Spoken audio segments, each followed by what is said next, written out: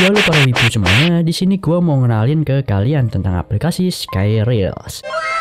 Jadi aplikasi Skyreels ini merupakan aplikasi untuk membuat komik secara one click generation dengan bantuan AI. Kalian cukup deskripsikan tentang karakter maupun alur cerita yang ingin kalian buat, dan setelah itu boom, satu kali klik maka akan jadi. Contohnya di sini gue bikin cara Ayano sebagai pendekar pedang berbakat yang mewakili manusia.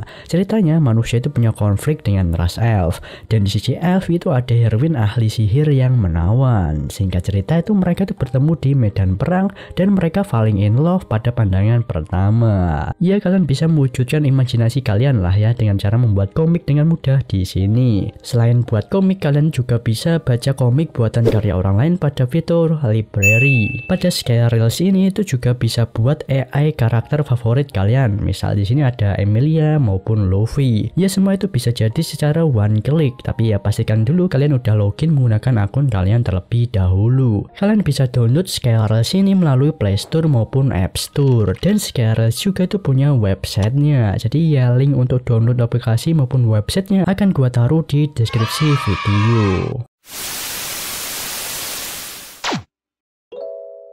Gimana kabar kalian coy? Udah farming THR berapa nih kemarin-kemarin? Ya dengan uploadnya video ini kedepannya itu bakalan mulai aktif lagi untuk upload video-video lainnya ya. Pantengin aja. Dan kali ini mari kita lanjut cerita dari light novel Classroom of the Elite volume 10 second year. Buat kalian yang belum nonton volume sebelum-sebelumnya bisa kalian cek aja playlist yang ada di deskripsi video ini. Udah kurutin di situ ya. Volume 10 second year ini tuh akan kembali diadakannya ujian khusus setelah liburan musim dingin, yang dimana ujian khususnya kali ini tuh dengan resiko dropot yang cukup tinggi tentu saja, dan ada momen yang cukup langka dimana kutub utara itu dibuat meleleh oleh Horikita. Horikita tuh berhasil memunculkan sedikit emosinya Ayano pada kali ini. So tanpa berlama-lama siapkan sabuk pengaman, mari kita masuk ke ceritanya. Oh ya maaf cuy ya kalau suara gua di video ini rada bindeng karena ya baru aja sembuh dari sakit kemarin-kemarin, jadi maklumin kalau terdengar rada bindeng-bindeng seksi gitu ya. Hashimoto Mayoshi, dia itu punya keyakinan daripada dihianati lebih baik untuk mengkhianati. Hashimoto punya trust issue sosial gitu karena sering dihianati di masa lalunya. Nama Mayoshi sendiri itu punya arti seiki atau keadilan. Sedangkan Hashimoto tuh nggak punya sifat keadilannya sama sekali. Yang ada sifatnya itu licik dan mementingkan dirinya sendiri. Setelah masuk sekolah elit, Hashimoto tuh udah yakin untuk all in. Dia tuh mau pakai trik licik agar dirinya sendiri tuh bisa lulus sebagai kelas A. Awal semester ketiga dimulai. Ayano dengan Kei itu jalan bareng ke kelas dengan mesra tuh. Kei menggandeng lengan Ayano dengan kuat, dan Sudo yang melihat itu tuh merasa iri.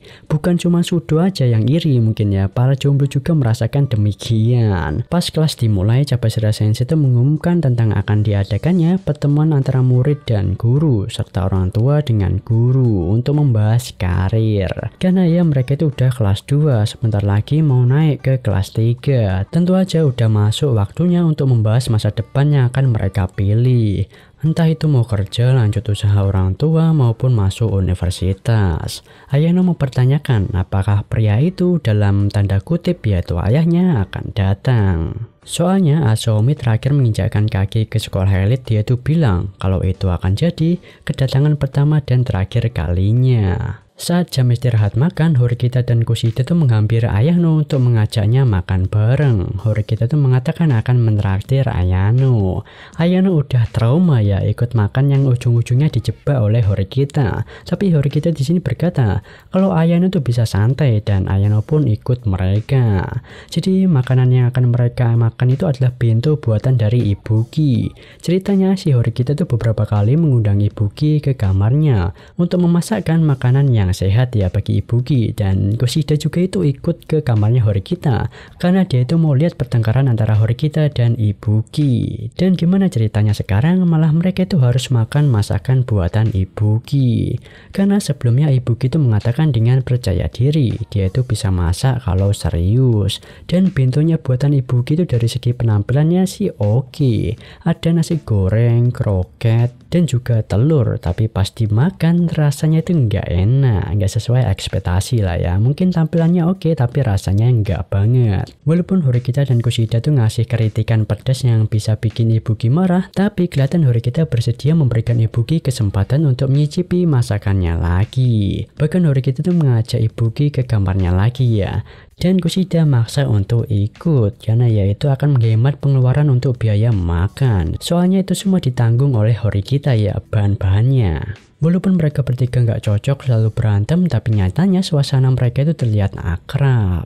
Setelah itu Horikita tuh menaati janjinya untuk menraktir Ayano makan di kantin.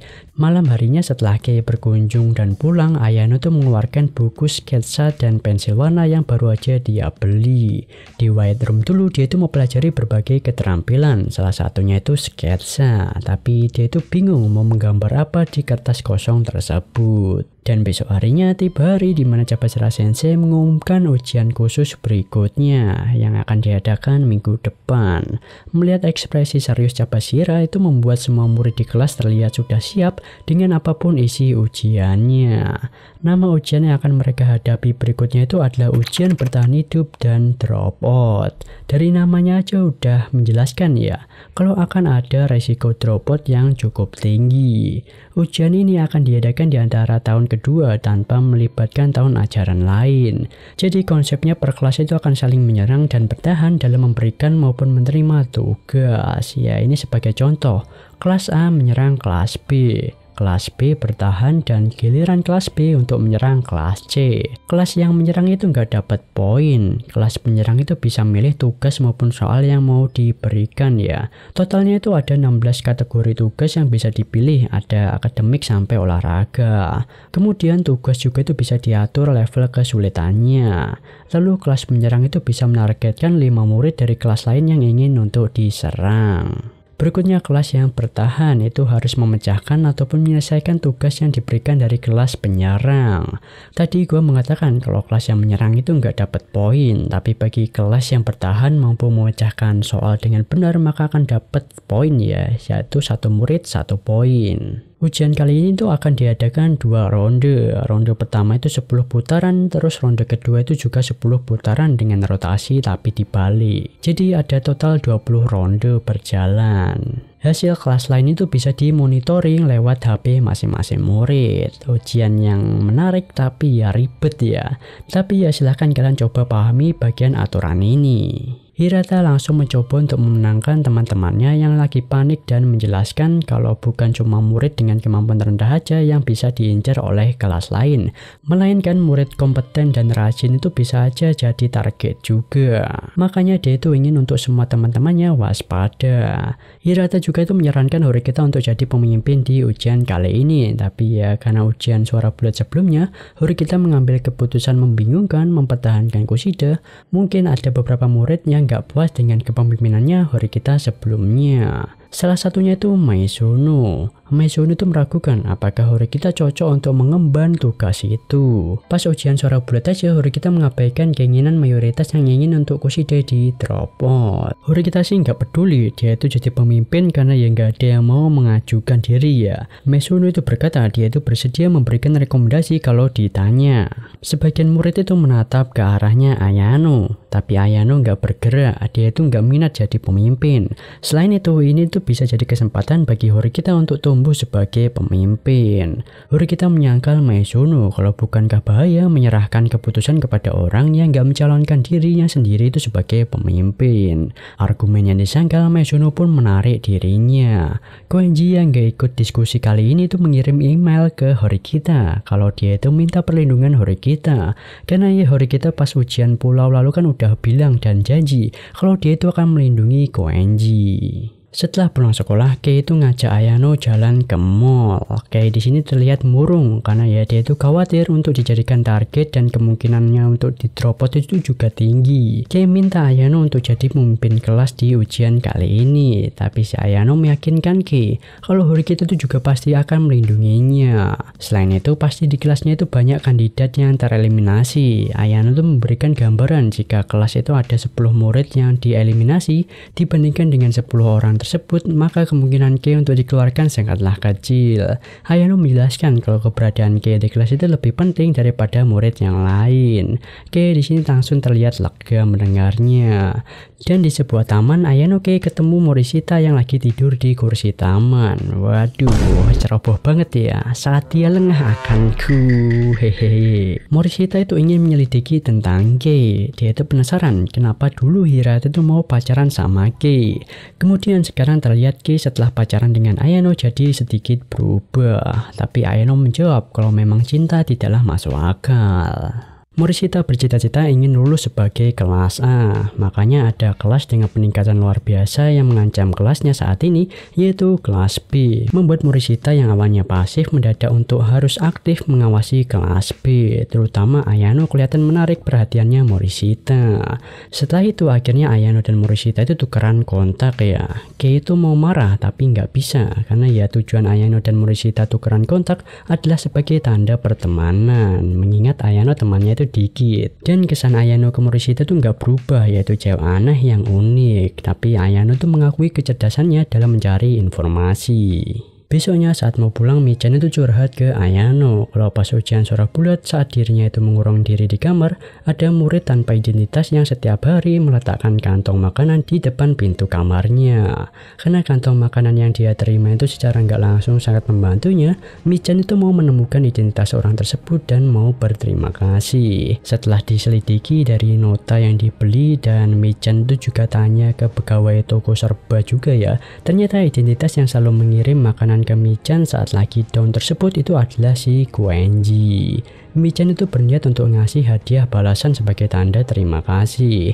Ayano ikut untuk menemaninya, tapi di sini Koenji menolak hadiah tersebut dengan mentah-mentah. Koenji itu pernah dibantu Michan tanpa adanya alasan dibaliknya, makanya Koenji itu cuma balik membantu Michan tanpa alasan juga. Ayano berkata jika Koenji itu merasa berterima kasih, mungkin ada kesempatan bagi Koenji untuk kerjasama dengan kelas. Tapi Koenji itu nggak berniat untuk bantu kelas sampai lulus. Kelas itu hanya ingin untuk memerasnya. Ayano itu mengancam, bisa aja dia itu nyuruh Horikita untuk lepas tangan melindungi dirinya di ujian berikutnya. Tapi Koenji dengan percaya diri dia akan masih bisa mengatasi itu bahkan tanpa perlindungan Horikita. Besok harinya di ruang karaoke, Iki tuh punya ide yang cukup menarik ya untuk menghadapi ujian khusus, yaitu 32 murid di kelas itu pura-pura sakit dan 5 murid dipasang untuk bertahan dengan satu pemimpin. Hitungannya kalau 32 murid nggak hadir, maka dihitung dieliminasi. Di peraturan murid yang udah dieliminasi itu nggak bisa diserang ya. Dengan total 20 putaran bisa dapat 68 poin. Gila Iki ya bro, tak senku banget. Horikita dan Ayano kagum dengan benefit yang didapat ya kalau emang strategi ini bisa direalisasikan. Tapi Horikita menjelaskan sisi lainnya juga. Kalau kelas mereka itu pakai strategi ini dan mampu mengunci 68 poin, ada kemungkinan ketiga kelas lain itu kerjasama untuk mendapatkan poin lebih tinggi dari kelas mereka. Dan ya kelas mereka itu bisa aja dijadiin tumbal agar ada satu murid di kelas mereka itu yang dikeluarkan. Atau simpelnya kelas mereka itu dijadiin yang terbawah lah oleh ketiga kelas yang kerjasama. Ike yang awalnya bersemangat pun merasa kecewa. Selanjutnya Ayano dan Horikita mereka berdua berpisah menuju kafe. Ayano di sini tuh mau melihat kondisi mentalnya Horikita, apakah sudah siap menghadapi ujian kali ini. Ayano tanya gimana kalau kelas mereka itu ada di posisi terbawah. Horikita itu udah mempersiapkan hal tersebut. Ayano tuh memberikan beberapa pilihan kejadian ke Horikita ya untuk ngecek mentalnya. Dan setelah semua itu, Ayano menilai Horikita itu adalah orang yang kompeten lebih dari orang biasa. Di masyarakat kemungkinan Horikita itu nggak akan mencapai prestasi luar biasa, nggak mampu melampaui bakat orang lain. Tapi itu kalau di masyarakat. Kalau sekarang di sekolah, di mana tempat bagi anak-anak yang belum matang, Horikita itu memiliki potensi untuk menunjukkan kemampuan di luar imajinasinya. Setelah itu mereka ngopi santuy ya. Mereka itu meminum kopi hampir barengan dan mereka itu juga berkomentar barengan juga ya kalau kopinya dingin. Karena ya lucu mereka itu barengan, terus Ayano tuh tersenyum kecil di sini, membuat Hori kita terkejut karena yaitu ekspresi senyum Ayano yang pertama kali ia lihat selama 2 tahun ini. Sebelumnya Ayano udah mencoba beberapa kali untuk tersenyum tapi nggak bisa. Bukan di depan pacarnya Kei atau di depan teman dekatnya yaitu Hirata dia tersenyum, malahan dengan Hori kita ya. Hori kita yang lihat Ayano senyum itu ikutan senyum juga di sini. Volume 10 part 1 ini kita tutup dulu sama adegan kutub utara yang dibuat meleleh oleh Hori kita. Nantikan aja untuk part keduanya. Dan makasih buat kalian yang udah nonton sampai habis. Sampai jumpa di next video. Bye bye. した僕の夏休みはやがて記憶回路のゲートでいくつかにちぎれて断続的な絵になったのです